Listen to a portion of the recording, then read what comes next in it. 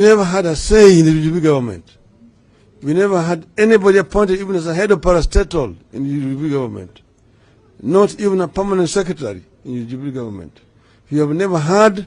They are the ones who are in government, the ones who are living there, earning a salary, having protection of security and so on, and yet they come out to the government and saying that the government had failed.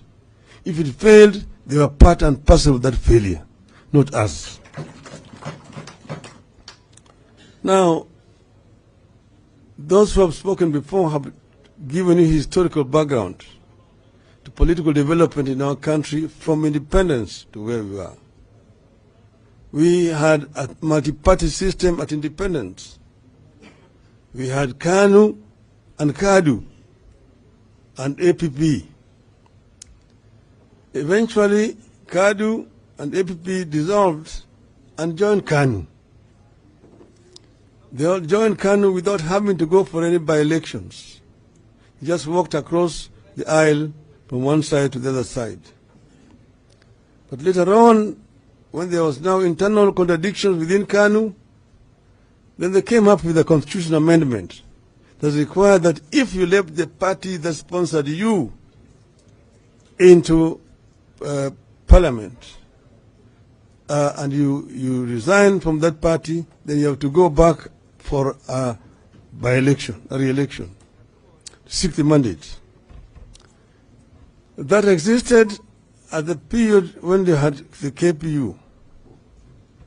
Then, after KPU was banned, we had now a de facto one-party state, de facto, from 1969 to 1982, when they came up with another amendment that made the country now a de jure single party.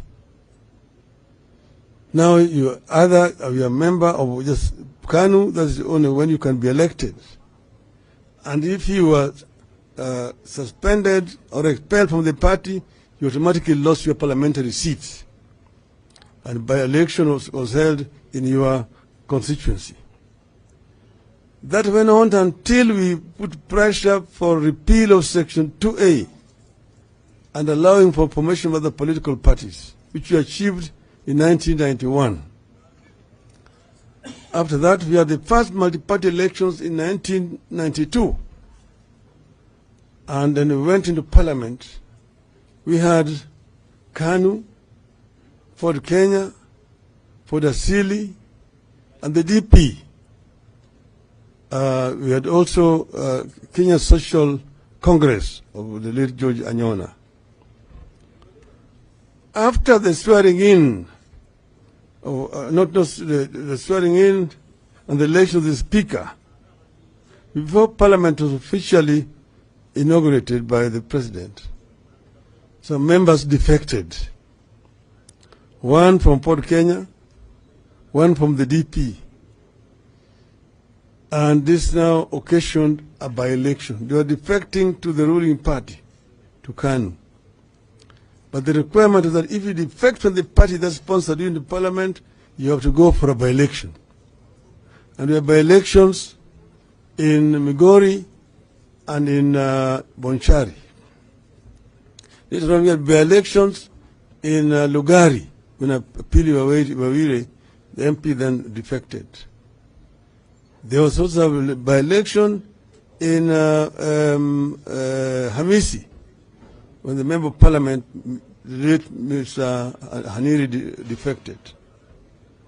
Later on we had by-elections in Ikolomani, in Lurambi, in Shinyalu, when members there defected. We had also by-elections in Diwa and Nyatiki constituency.